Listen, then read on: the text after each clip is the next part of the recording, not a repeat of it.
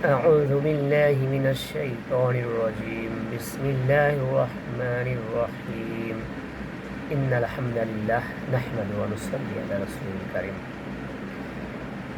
সম্মানিত দর্শকবৃন্দ, রিপোর্ট বই পরিচিতির আজকের তৃতীয় পর্ব। আপনারা দেখতে পাচ্ছেন বাংলাদেশ জামাত ইসলামীর ব্যক্তিগত রিপোর্ট বই। আজকে আলোচনা করব রিপোর্ট বইয়ের 8 পৃষ্ঠা। 8 পৃষ্ঠায় সংগঠনের সাথে মনের সম্পর্ক নিয়ে আলোচনা করব ইনশাআল্লাহ। আলহামদুলিল্লাহ তাআলা তৌফিক দান করুন। বিসমিল্লাহির রহমানির রহিম। আপনার ছেলে মেয়ের অসুখ হলে অথবা ঘরে খাবার না থাকলে আপনি যেরূপ ব্যস্ত হয়ে পড়েন, আপনার মনে যেরূপ ভীষণ আগুন জ্বলে ওঠে, ইসলামী আন্দোলনের কাজের জন্য আপনার মনে সেরূপ অস্থিরতা অবশ্যই হওয়া উচিত। আপনার মনে এতদূর আগ্রহের সৃষ্টি হওয়া উচিত যাতে আপনার দৃষ্টি সবসময় একমাত্র আপনার লক্ষ্যের দিকে নিবদ্ধ থাকে। আপনার মন ও আপনার চিন্তাধারা কেবলমাত্র সে লক্ষ্যের দিকে কেন্দ্রীভূত থাকে। আপনার সময় ও শ্রমের যতদূর সম্ভব কম অংশ ব্যক্তিগত কাজের জন্য এবং বেশিরভাগ আপনার জীবনের লক্ষ্য সাধনের জন্য ব্যয় করার চেষ্টা করুন।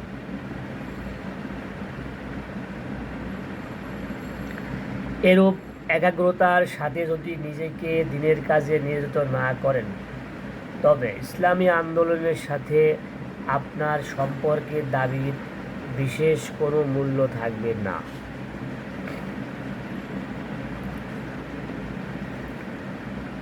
আপনি বিচার করে দেখুন, আপনার মনে কি এরূপ একাগ্রতার সৃষ্টি হয়েছে? যদি হয়ে থাকে, তাহলে কাজ করার জন্য আপনাকে অন্য কারো উদ্বুদ্ধ করার প্রয়োজন থাকে না।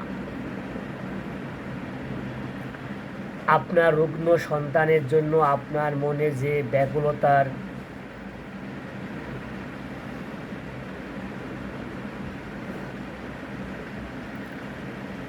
সৃষ্টি হয়, অতদূর ব্যাকুলতা ব্যতীত এই আন্দোলনে অগ্রসর হওয়ার পরিণাম ব্যর্থতা বই আর কিছুই নয়।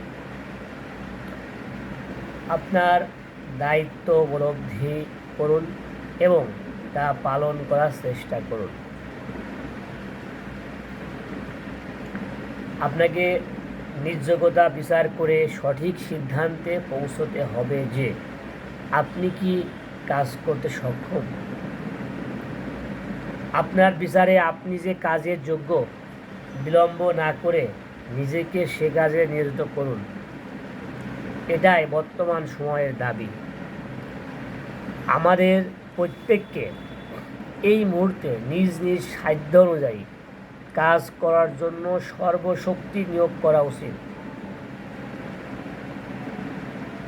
আপনি যদি সত্যি নিজেকে গঠন করতে চান, তাহলে কোরআন, হাদিস ও ইসলামী সাহিত্য অধ্যয়নের মাধ্যমে যেমন ইসলামের যথার্থ জ্ঞান অর্জন অপরিহার্য, তেমনি আপনার পরিবার, পরিজন, প্রতিবেশী, সহকর্মী সহ আপনার যোগাযোগ যাদের সাথে রয়েছে তাদের কাছে ইকামাতে দ্বীনের দাওয়াত প্রদান করাও জরুরি। তাছাড়া আপনি যে কাজেরই দায়িত্ব নেন না কেন, তা দার্সে কোরআন বা বক্তৃতা প্রদান হোক, সমাজ সেবামূলক কাজ অথবা অফিসের রেকর্ড সংরক্ষণ হোক, সে কাজকে সুসম্পন্ন করার জন্য প্রাণপণ চেষ্টা করা আপনার কর্তব্য। এর জন্য চিন্তা ভাবনা করা ও প্রয়োজনীয় উপায় উপকরণ সংগ্রহ করা এবং এ কাজকে সুচারুরূপে সুসম্পন্ন করার জন্য যা কিছু প্রয়োজন তা করা আপনার কর্তব্য, যাতে যে কাজ করার যোগ্য লোকের অভাব রয়েছে সে কাজ আপনি সম্পূর্ণ করতে পারেন।